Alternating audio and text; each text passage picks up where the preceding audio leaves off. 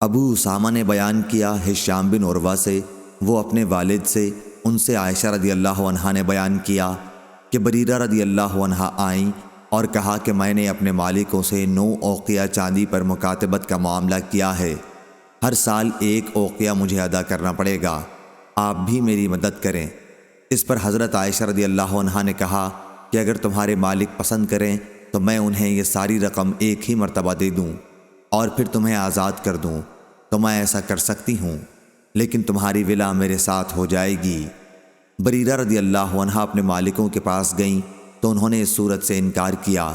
واپس آ کر انہوں نے بتایا کہ میں نے آپ کی یہ صورت ان کے سامنے رکھی تھی، لیکن وہ اسے صرف اس صورت میں قبول کرنے کو تیار ہیں کہ ولا ان کے ساتھ قائم رہے۔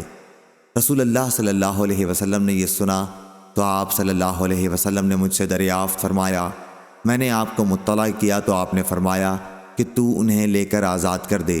اور انہیں ولا کی شرط لگانے دے، ولا تو بہرحال اسی کی ہوتی ہے جو آزاد کرے۔ حضرت عائشہ رضی اللہ عنہا نے بیان کیا کہ پھر رسول اللہ صلی اللہ علیہ وسلم نے لوگوں کو خطاب کیا، اللہ کی حمد و ثنا کے بعد فرمایا،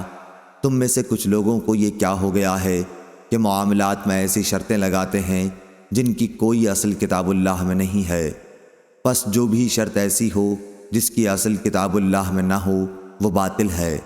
خواہ ایسی 100 شرطیں کیوں نہ لگائی جائیں،